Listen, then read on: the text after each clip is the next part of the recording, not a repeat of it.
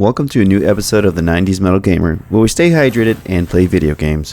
What you see on my table is a fake Genesis that I bought off of Temu about 2.5 years ago. And at the time, I meant to do an unboxing video, but I never did because of life. Now, let's go ahead and see what this Genesis is all about. Let's get started. And then the Lord said,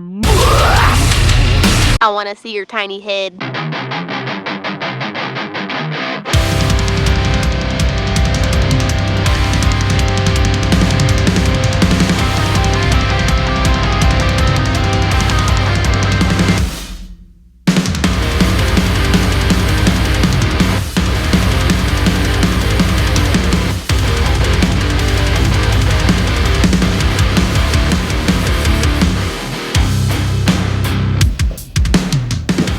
I'm actually not going to need this knife, so we're going to put it away. I think it's safe to say that shopping on Temu is a unique experience, and that's putting it lightly. You can find anything that is anything while shopping on Temu, and for pretty good prices too. The catch is that almost everything on there is a knockoff version of the original, such as this right here, this Sega Genesis. The truth is, buying items from Temu, especially video game items, makes for really good content creation on YouTube. Mostly because items such as this fake Genesis and similar items are really inexpensive.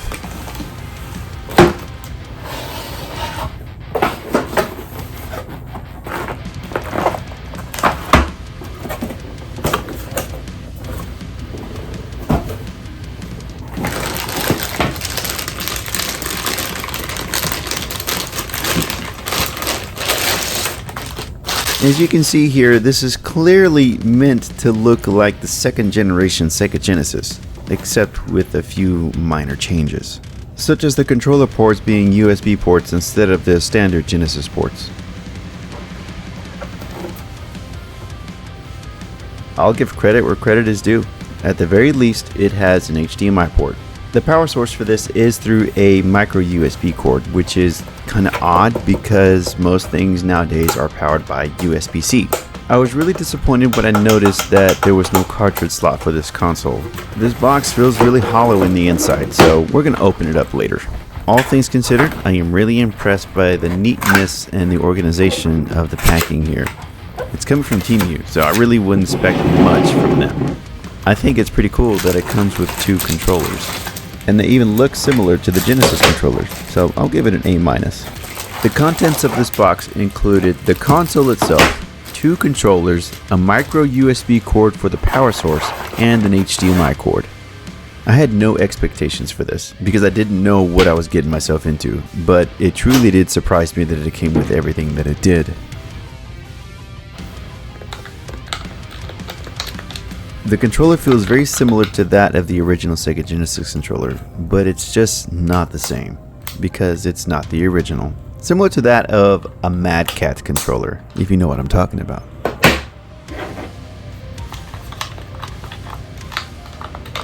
I also like how the controller feels nice and clicky. Just your standard HDMI cable, nothing really impressive to report about this. It's there. And last but not least, we have our micro USB power cord. A little outdated, but it'll do for this. I like to see how things work from the inside, so what I want to do next is open this thing up. And right from the start, the moment that I picked up this console, I knew it was not going to be very impressive, simply because the console itself was very, very light. I'm going to fast forward to this because I started having a little bit of trouble when I was unscrewing it. The screws were starting to strip, and the screws were also in there very, very good. And because of that, they were starting to strip. I managed to get 2 screws out, and the rest of the screws were stripped. So I had to call in the big guns to, quote unquote, get them out. For it being a cheaply made product, the strongest thing out of this whole box were the screws themselves. Regardless of all that, one way or another, I am getting inside this box here. I want to know what's inside.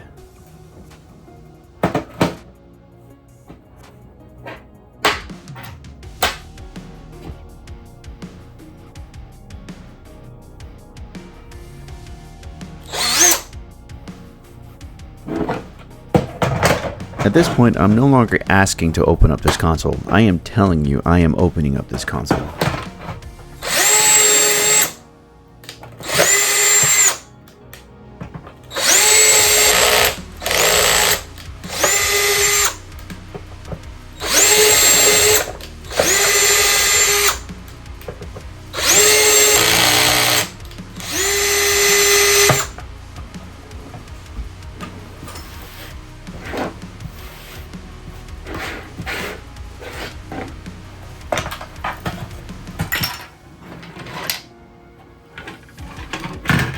Just as I suspected, there's really not much going inside this box here.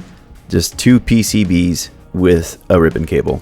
This could have been downsized dramatically, and I understand why they went the route that they did with this. And it was all for the sake of nostalgia, because nostalgia sells, especially to people like me, 90s kids. Temu sellers were not born yesterday. They know exactly what they're doing, and this is what they thrive on right here. They thrive on people like me. But in the end, I think it's safe to say that we both win here. Temu sellers get a quick buck, and I get some content to create on YouTube. And I get to tear things apart like this, which is also really fun. Of course, I'm not going to bother try putting the screws back in because the screws have been drilled out. But everything seems to be in working order. So, let's see what is actually in this console. Let's check it out.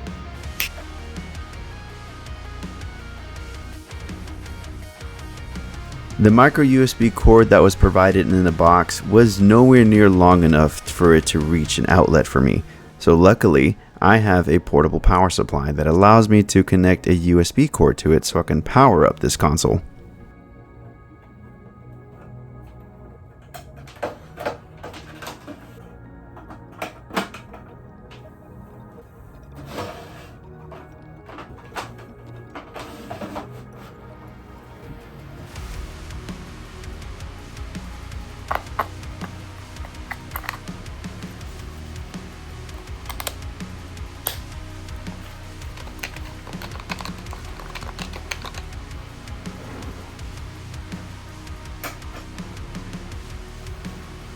I got a little bit concerned because when I flipped the switch, I did not see anything come on screen. I really was expecting something to flicker instantly.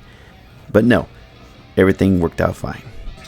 There are a whole lot of games on this console, some being ROM hacks and some being the original game themselves. I saw Beavis and Butthead on here, and that one caught my interest more than anything else on this console. And of course, I just had to give it a try. That's my elder millennial side coming out. But the game I was really searching for the most, or the game that I really wanted to play the most rather, was Sonic the Hedgehog 3. And, of course, I found it on here, and I just had to see if it actually worked.